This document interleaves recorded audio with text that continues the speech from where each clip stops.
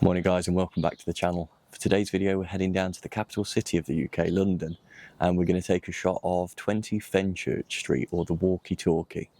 What I'm aiming for today is quite a nice skyline shot with a black and white bold feel to it. So with a bit of luck I'll show you that on screen now.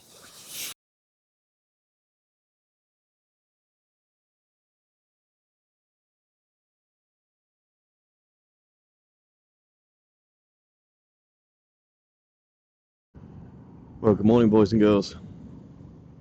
Welcome back to the channel. You join us heading down towards the M1 on a slightly cold and foggy morning, but an otherwise nice day. We're going to head down to our capital today, down to central London, and this is going to be part of a series of videos on a few different targets down there, because there are some phenomenal places to photograph down in the city. The likes of which include St Paul's, the Millennium Bridge, Westminster, the Girl and the Dolphin. There's lots of good stuff. I'm not sure how many videos we'll make out of it at this stage, but there will be several. The journey down for us from Derbyshire takes about 3 and a bit hours. It thinks 3.5 at the moment. I think that's probably about right, 3 hours to get there. As you can see, there's a good amount of traffic. There always is on this route. And we're not at the M1 yet, we're just on the A38 currently. So we're going to head all the way down from junction 28 of the M1 right down to the bottom, and we're heading to the NCP of Brunswick Street, which is very near to St Pancras Station if you get the train down. Walking around the city is brilliant, it really is. It's worth planning your visit. I've got a route which is about 4 hours of walking, and it takes in a lot of the key sites. I went down and did a similar trip 2 years ago. I had to go to the Chinese embassy, and while I was there I made the most of that visit and went and visited the sites and got some nice photos. We're going to do a similar trip today, but with a bunch of extra stuff in as well. I've been looking forward to this trip for quite a while now.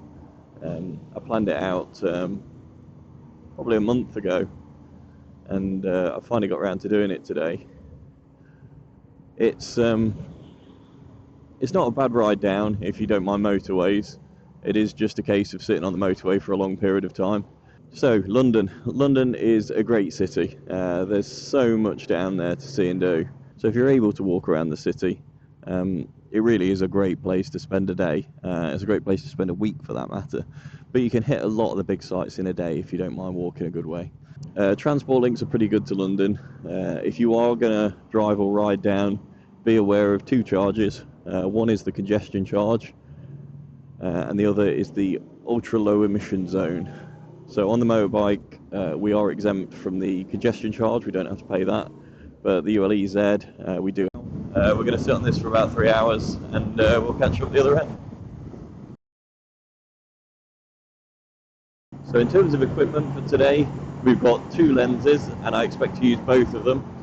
One is the 15-35 2.8 with image stabilization. That'll be great for long exposures. I will be handheld, I can't fit the tripod in today. So that'll let me do some good shots. And the other one is the 28-70 f2, which is a lovely crisp lens. Basically, if I need a wide angle, I'll use the 15-35, and if not, I'll be on the 28-70.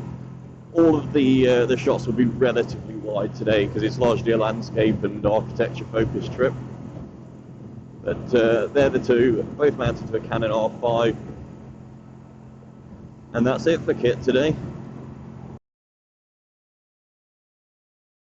We were fortunate enough to have a bright and sunny day in London, so our ISO was stopped right down to 100. And that was because it was such bright conditions. We didn't need to boost that at all. Shooting handheld, I was going for a fairly fast shutter speed, so I went for 1/400th of a second. I didn't want any wobble. And our aperture, although on the 15-35 we could go as low as f2.8, we didn't need a shallow depth of field, so I bumped that up to 5.6, which gave us a sharp foreground and background. Our focal length was 23mm, so we were quite wide on this shot. And in terms of other settings, we were shooting electronic shutter. and our subject to detect was set to none. We were not shooting on high-speed continuous, we were on single shooting mode, and they're the settings that we used on the day. So here are a few shots taken around Bank, which is a great mix of old and new architecture in the city, right next to Bank Station. From there, 20 Fenchurch Street, the walkie-talkie comes into view, and as you can see, it makes quite an imposing sight. This is a frontal view of the building. I find that less appealing because you can't see the shape of it. And then you can see here how it sort of dwarfs the older buildings with a bit of a modern flair. Okay, so here's the shot as taken. There are a few issues with it which I need to address before we start really with the edit. The first is you can see the angle's all wrong. So if we draw a horizontal line, I'm just using the crop tool, you can see from this box junction it's nowhere near correct. So I think that needs to rotate, I don't know, about 4 degrees clockwise. So image rotation, arbitrary, and I've rotated that 4 degrees. That's nearly right. I think another degree will do it. And then let's see how that looks. That's near perfect. I'm just going to drop back 0.3 of a degree and see how that is. Yeah, there we go. That's bang on. Okay, so what we'll do then, when you rotate an image, you end up with parts of the canvas which are out of shot. So we'll make this as large as we can, but crop it in to be a rectangle again. Okay, now I don't want the front of a van showing in the picture, so I can lose that. And I'm not too interested in the foreground here. What I'm actually looking at is the top of the buildings here. That's the bit that I'm focused on. So I might crop in quite low down. I'll keep this leading line in with the pavement here, and I think that will be our starting point. So with this one, as I mentioned earlier, I'm looking to make a really bold image. So I want to pull out some details. I've got some lovely cloud reflections on the building here. I don't need too much surrounding sky, so I will lose that. And I will start by duplicating a layer, and then I can roll back my changes easily. And I'm just going to pull down this sky and boost the black point by using levels, Control L for levels. And this left-hand slider, you can see there's a little tail, a gap here between the histogram starting. So I want to lose that for sure. And that gets rid of a little bit of the brightness, but then I'm going to pull that in a bit more aggressively, and you can see how the image changes with that. So we started here, and now we've got a much stronger black point, which I like. That's all I'm going to do on that layer, and then I will have a quick look at contrast. So image adjustments, brightness and contrast, and I'm going to bump that up. That's more like it. Okay, so before it looked like this, and after looked like this. So you can see in each step we're taking it from quite a light, soft image to a bold, strong image. And that's where we're at now. I've still got a lot of sky I don't think I'll need. So I think I will crop that in further at this stage, because the buildings really are the focal point of this one.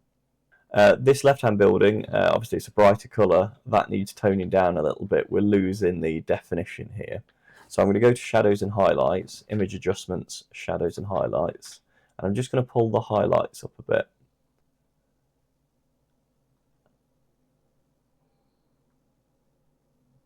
Okay, so that's 20%, happy with that. And I'll see what the shadows boost like. That's actually not too bad. I'll do the shadows 20% as well. I'm going to go a little further just on this edge, but I'm going to do that using the burn tool. I'm using a 500 pixel brush, highlights, and I'm at 16% on the exposure. Just going to pull that edge down a little bit. There we go.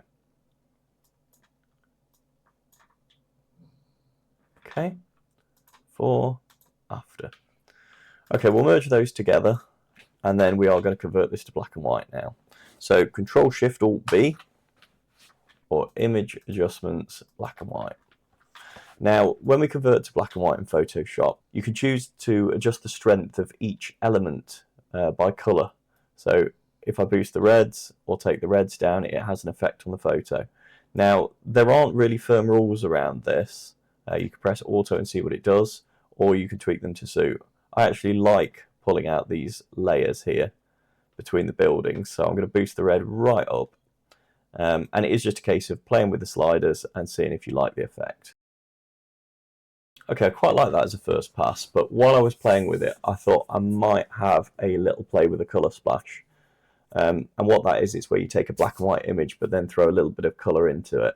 So I will select everything that I've got on screen, copy it, and then I'll undo those last few changes. So I'm back to the original image. I then paste in the black and white one over the top, and I have two layers, one with colour on, one without. So I'm going to create a layer mask, and by default that will be white, which means everything will show through from the top layer. So I'm going to want to pull through the reflections of the sky on number 20 Fenchurch Street.